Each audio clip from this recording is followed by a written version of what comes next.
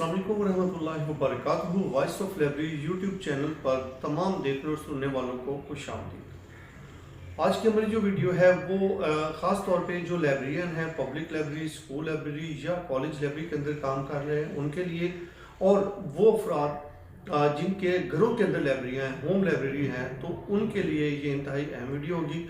आप देख पाएंगे इस वीडियो के अंदर कि किसी भी लाइब्रेरी के अंदर जो किताबें हमारे पास आती हैं उनको हम शेल्फ्स के ऊपर कैसे ऑर्गेनाइज करते हैं, कैसे अरेंज करते हैं। मुख्तलिफ मेथड्स हैं और किन किन मेथड्स के तहत स्कूल, कॉलेज और जो पब्लिक लाइब्रेरीज हैं उनके अंदर आप किताबों को शेल्फ्स के ऊपर ऑर्गेनाइज कर सकते हैं। तो तमाम मेथड्स जानने के लिए हमारे साथ इस वीडियो के आखिर तक आप ज़रूर रहिएगा। और अगर आप हमारे चैनल पर नए हैं तो आप हमारे चैनल को एक दफ़ा सब्सक्राइब ज़रूर कर लें, दोस्तों के साथ भी शेयर कर दें ताकि लाइब्रेरी साइंस के साथ आने वाली हर वीडियो आपको जो है वो मिलती रहे और आपके दोस्तों तक भी वो वीडियो हमारी पहुंचे। और अगर आप किसी टॉपिक के ऊपर कोई कमेंट करेंगे कि इसके ऊपर वीडियो बना के दें तो हम उसके ऊपर भी कोशिश करते हैं कि वो वीडियो बना दें। तो चलिए आज मैं आपको बताता हूं कि जो लाइब्रेरी के अंदर किताबों को ऑर्गेनाइज करते हैं शेल्फ्स के अंदर, वो कैसे कर सकते हैं।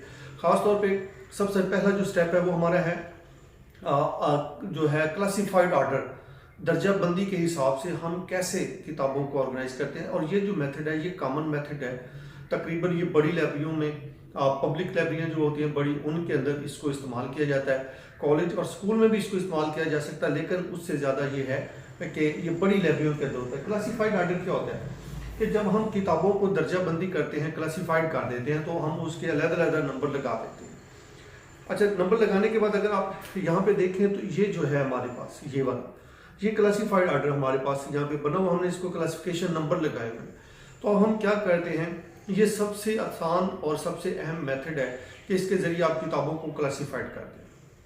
क्लासीफाई करने के बाद देखिए ये 297 की किताबें सारी हैं वो एक साइड पे चली जाएंगी, जितनी भी किताबें 297 की यानी कि इस्लाम की हैं। इसके साथ अगर देखिए आप तो 320 वाली किताबें हमारे पास हैं, तो 320 वाली किताबें आप अलग कर देंगे। ये आप देख भी 297, ये 320 है, ये भी 297 है।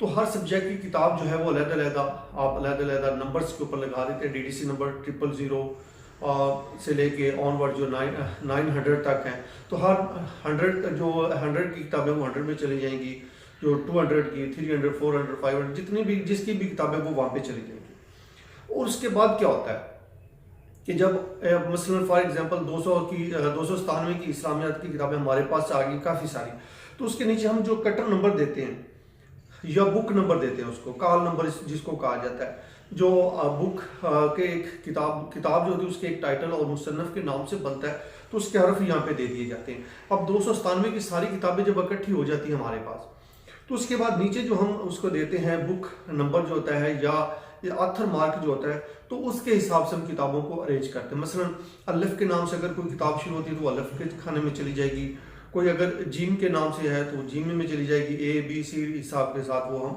कर लेंगे। सबसे पहला ऑर्डर आएगा क्लासीफाइड ऑर्डर, दर्जाबंदी ऑर्डर, और उसके बाद आगे जो उसके नीचे हम कटर नंबर देंगे उसके हिसाब से किताब को अरेंज किया जाता है। तो ये एक सबसे पहला मेथड है हमारा।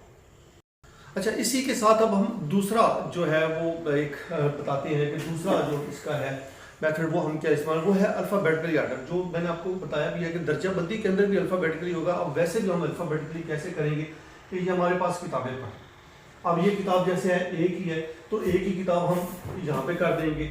ये जैसे ये भी A से शुरू हो रही है तो हम यहाँ पे इसको A वाली किताबें सारी जो है वो एक जगह पे आ जाएगी, जैसे भी होती है। P वाली ये जैसे A वाली है, ये एक ही किताब है, तो ये हम एक जगह पे इसको ऐसे मैनेज करते हैं। तो ये एक जो है ना वो आ जाएगा। इसका मैं आपको एक और क्लिप भी दिखाता हूँ, वो भी आप देखेंगे कैसे अल्फ़ाबेटिकली हम इसको अरेंज करते हैं। इसके बाद एक मेथड है जनरल मेथड, या जनरल इसको कहा जाता है, जनरल भी कहा जाता है इसको, कि उसके तहत किताबें जो है वो अरेंज की जाती हैं। इसमें क्या होता है कि मसलन फॉर एग्जांपल हमने एक टॉपिक की किताबें, इस्लामियात की किताबें, फॉर एग्जांपल मैं दे रहा हूँ कि इस्लामियात की किताबें हमने एक अलमारी के अंदर रख दी हैं। अब उसके अंदर हम क्या करते हैं कि जनरल ऑर्डर क्या होगा उसका, वो ये होगा कि उसमें सीरत की किताबें हम अलहदा कर लेते हैं। जितनी भी सीरत की किताबें होंगी वो अलहदा हो जाएंगी, सहाबा कराम की किताबें अलहदा हो जाएंगी, सूफीज़म या सूफिया कराम की जो किताबें हैं वो अलहदा हो जाएंगी। यानी कि एक टॉपिक के अंदर जब हम उनको फर्दर डिवीजन करेंगे तो इसको जेनर कहा जाता है। या अगर हम फिक्शन के अंदर ले लें तो सबसे पहले फिक्शन के अंदर पोइट्री हम दे देंगे, और इसके बाद नावल दे देंगे, ड्रामा दे देंगे, इसके साथ साथ सफरनामे वगैरह दे देंगे। तो ये सारा क्या होगा, जेनर ऑर्डर होगा हमारा।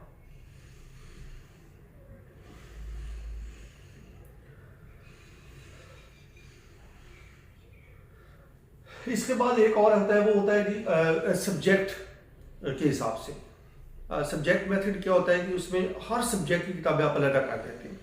जितने भी सब्जेक्ट आपके पास लाइब्रेरी में अवेलेबल हैं, तमाम सब्जेक्ट की किताबें, मसलन आपने जनरल साइंस की सारी वो जो पॉलिटिकल साइंस है उसकी अलग कर दें, एजुकेशन की अलग कर दें, इसके अलावा हिस्ट्री की अलग कर दें, स्टैट की अलग कर दें, मैथ की अलग कर दें, फिजिक्स, केमिस्ट्री, बायो सबको अलग कर दें।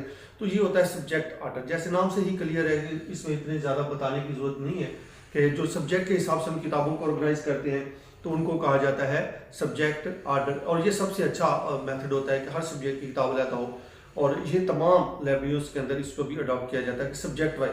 बेसिकली जो हमारा क्लासीफाइड था, क्लासीफाइड तरीके से हम किताबों को ऑर्गेनाइज करते हैं, तो सेम यही एक मेथड जो है वो क्लासीफाइड जो है वो बेसिकली सब्जेक्ट ही है कि क्लासीफाइड के अंदर भी तमाम सब्जेक्ट की किताबें एक जगह पे कर दी जाती हैं, और यही मेथड यहाँ पे अप्लाई होता है। इसके बाद क्या होता है, ऑथर वाइज हम किताबें करते हैं। ऑथर क्या होता है, जो भी किताबें हैं, फर्ज करें किसी भी ऑथर की कोई लिखी हुई किताब है, और इसमें याद रखिएगा कि जो होता है प्रोफेसर होता है, चौधरी, भट्टी, डॉक्टर वगैरह साल लगा देते, तो ये हम इसको कंसीडर नहीं करते। इसमें मेन जो नाम होता है उसको हम लिया जाता है। फॉर एग्जांपल ये हमीदुल्लाह हाशमी की किताब है, तो हे से शुरू हो रही है, हमीदुल्लाह हाशमी। तो हमीदुल्लाह हाशमी की जितनी भी किताबें एक लाइब्रेरी के अंदर होती है वो एक जगह पे रख दी। अगर एक किताब है तो वो भी एक वो लेकर आएगी वही तरतीब में, जहाँ पे हे की जगह आएगी या एच की जगह आएगी वहाँ पे ही आएगी। ये एक किताब है तो वहाँ पे एक पढ़ी होगी। तो ये होता है, जैसे हम लाइब्रेरी साइंस की बात करें, इकरार हुसैन शेख है तो उसकी जितनी भी किताबें होंगी हम एक जगह पे रखेंगे ताकि हमें ढूंढने में आसानी। निम्रा अहमद के जो नावल हैं, जितने भी नावल हैं, वो अगर एक जगह पे हम रखेंगे तो उससे जो है वो ढूंढने में किताब को हमें बहुत आसानी मिलती है। अच्छा, दूसरा एक अहम मेथड है वो हमारे आम लाइब्रेरियों के अंदर होता है, स्कूल की लाइब्रेरी हो या हमारे होम लाइब्रेरी हो या कॉलेज की लाइब्रेरी हो, उसके अंदर हम क्या करते हैं कि क्रोनोलॉजिकल ऑर्डर के अंदर जाके किताबों को अरेंज करते हैं। अब देखें, क्रोनोलॉजिकल जो ऑर्डर है इसमें दो डेट्स आ सकती हैं। एक तो वो डेट होती है कि जब किताब पब्लिश हुई, जिस साल पब्लिश हुई है वो डेट आप उस हिसाब से रख दें। 2015 की किताब है, फिर 16 की, फिर 18 की, फिर 19 की, फिर 20 की, फिर 21, 22, 23, ये एक तो हो सकता है। दूसरा ये हो सकता है, दूसरी जो डेट होती है वो ये होती है कि जो हम जब हमें किताब लाइब्रेरी में मिलती है और हम एक्सेशन रजिस्टर के अंदर उसको दर्ज करते हैं, उस डेट के हिसाब से हम यहाँ पे उसको मैनेज कर सकते हैं। दोनों के अंदर मेथड सेम ही रहेगा कि डेट के हिसाब से हम इसको अरेंज करेंगे तो ये हो जाएगा क्रोनोलॉजिकल ऑर्डर। इसके बाद एक सबसे अहम और बड़ा यूनिक सा है, वो है हमारा 22 कलर स्कीम के तहत। फॉर एग्जांपल कलर में हम ये जैसे रेड 3 किताबें मैंने लहरा कर दी, ये रेड भी इधर आ जाएगी, तो ये इस तरह ब्लू के लगा, ब्लैक लगा, व्हाइट लगा, ये ब्लू जो सारी पड़ी है वो एक साइड पे हो जाएंगी। तो ये स्कूल लाइब्रेरी के अंदर ये मेथड बड़ा जो है ना अप्रोचेबल है, और बच्चों को मोटिवेट करने के लिए, बच्चों को समझाने के लिए ये सबसे अच्छा मेथड है कि आप कलर के हिसाब से क्योंकि बच्चे कलर को पसंद करते हैं और उनकी कलर की आइडेंटिटी उनको ज़्यादा होती है, तो कलर के हिसाब से भी हम किताबों को अरेंज करते हैं। इसके बाद हमारा एक होता है साइज़ के हिसाब से कि किताबों के साइज़ कैसे, जैसे ये बड़ी किताबें मैंने अलग कर दी हैं, अब इससे छोटी जो किताबें हैं, फॉर एग्जांपल ये देखें जी, ये किताबें मैंने ये अलग कर दी, ये बड़ी किताब जो है ये अलग हो जाएंगी। अब ये दो साइज़ की डिफरेंट है, तो ये साइज़ है, छोटी साइज़ की किताबें हम अलग रख देते हैं और बड़ी साइज़ की किताबें जहाँ हम इनको अलग रख देते हैं। तो ये एक बाई साइज़ भी ऑर्डर है। और ये भी ये बड़ी जो लाइब्रेरी होती है, हमारी नेशनल लाइब्रेरी है, ये कौमी है, वहाँ पे तो ये तस्वर जो है वो मायूब सा समझा जाता है। वो पुराना सिस्टम के रवायती हिसाब से हम पुरानी छोटी छोटी किताबों को अलग करें, लेकिन स्कूल और अपने घर की लाइब्रेरी के अंदर ये मेथड सबसे जो है ना वो बेस्ट मेथड है, आसान मेथड है और खूबसूरत मेथड है। इसी के साथ साथ एक और भी हमारा होता है कि एक मेथड ये भी है कि आपकी जो शेल्फ है उसके साइज़ के हिसाब से भी आप किताबों को अरेंज कर सकते हैं। वो भी यही होता है, जो ये साइज़ है वो एक तो किताब के साइज़ से आप अरेंज कर सकते हैं, दूसरा जो शेल्फ का साइज होता है उसके हिसाब से आप अरेंज कर सकते हैं। अगर आप देखें तो ये साइज छोटा है, ये देखें ये बड़ा है, ये छोटा है, ये छोटा है, और ये देखें ये उससे भी बड़ा है। तो ये होता है कि आप उस साइज के हिसाब से आप कर सकते हैं। साइज दो तरह की, किताब का साइज और शेल्फ के साइज के हिसाब से भी आप किताब को अरेंज कर सकते हैं।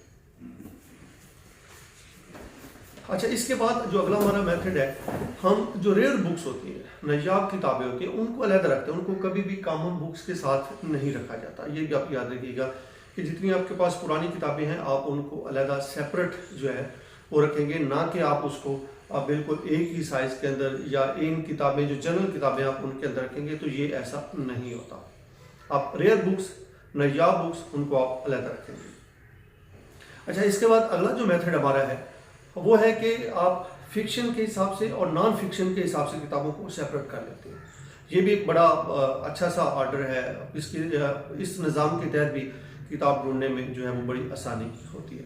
इसके साथ साथ अगला जो हमारा मेथड है वो ये है कि कोई भी किताब उसको आप इस हिसाब से भी अरेंज कर सकते हैं कि सबसे ज़्यादा पढ़ी जाने वाली किताबें कौन सी हैं और सबसे कम पढ़ी जाने वाली किताबें कौन सी हैं। तो उस हिसाब से भी हम एक सीक्वेंस बना लेते हैं कि आपने सबसे पहले जो ज़्यादा पढ़ी जाने वाली किताबें हैं उनको उस पहली अलमारी में लगाना है।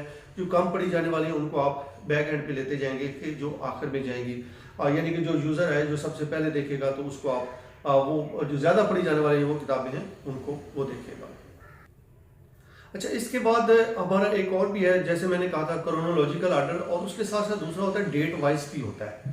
डेट वाइज जो होता है वो भी सेम, उसके अंदर भी मैंने यानी कि आप इसको क्रोनोलॉजिकल ऑर्डर कह दें या डेट वाइज कह दें, दोनों तकरीबन सेम होते हैं। डेट में डेट क्रोनोलॉजिकल ऑर्डर के अंदर होता है किताब जब जिस साल के हिसाब से जब शाया हुई थी तो उस हिसाब से करते हैं, जबकि डेट वाइज के हिसाब से जब आप दाखिला रजिस्टर के अंदर किताब को एंट्री करेंगे उस हिसाब से किताब को रखेंगे, तो ये आपका हो जाएगा डेट वाइज मेथड। और इसके तहत भी किताब ढूंढना आसान होती है, अंदाजा हो जाता है कि इस साल ये किताब आई थी तो इस हिसाब से किताब। अच्छा, एक और बड़ा अहम मेथड है, ये भी पब्लिक लाइब्रेरी में तो नहीं लेकिन स्कूल, कॉलेज और हमारे जो घर की लाइब्रेरी है वहाँ पे हो सकता है।